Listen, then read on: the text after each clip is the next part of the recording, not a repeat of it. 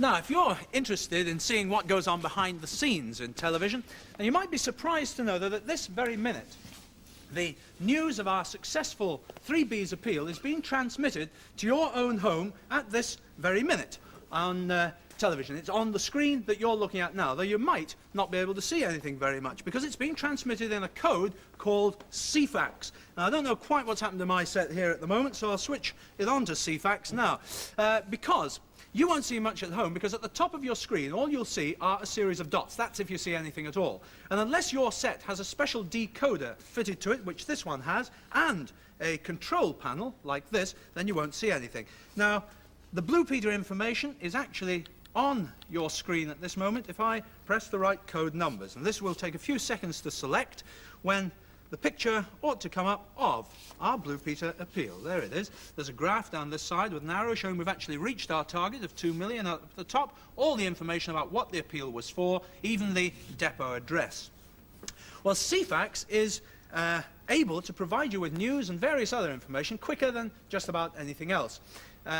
And that's because you don't even have to wait for the next news bulletin before you find out what the news is. Because it's like a book or a giant encyclopedia with hundreds of pages, and you can dial any of those pages as you go. That is the Blue Peter page on there, but because it's a book, there is an index. I'll just punch in that index now. It is, in fact, on page 101, and there it is. You'll see here all the different headings, and, for example, here, if you wanted to know what the weather forecast was, you can see the weather is marked there. It has a number next to it, 115. So if I punch in 115 there, now we have to wait a minute because you can see these numbers turning around here. That's because the computer has to get right the way around through all the numbers available before it selects the weather forecast. But there is the weather forecast, and it's the current one for now at this minute. And if, for example, I wanted the news, I can select that quite easily by pressing in page 102. Again, have to wait for the computer to select it. It always takes a second or two, and there it comes at 4:30 p.m, right on time. In fact, the latest news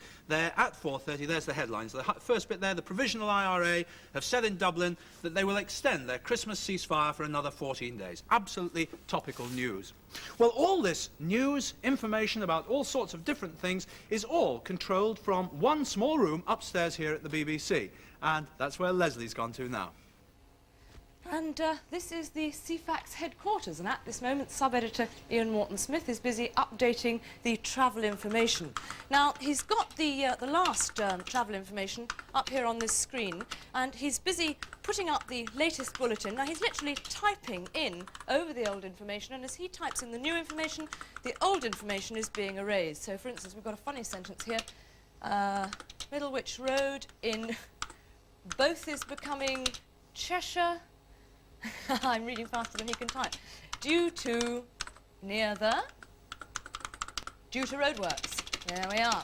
And he's just scrubbing out that last line completely, ending up with roadworks. Well, travel information is on page 106, so if Pete's dialed that number, he should be getting Britain's most up-to-date travel news right now. And I have. And there it is on the screen, complete with, at the top of the screen, you'll see the day, the date, and the time. Thursday, 2nd of January, 16:59 and 27 seconds. All accurate. So anyone who's got Ceefax in the house hasn't got a nasty disease. They've actually got all the latest information on tap, plus a clock, which won't go wrong, and a perpetual calendar.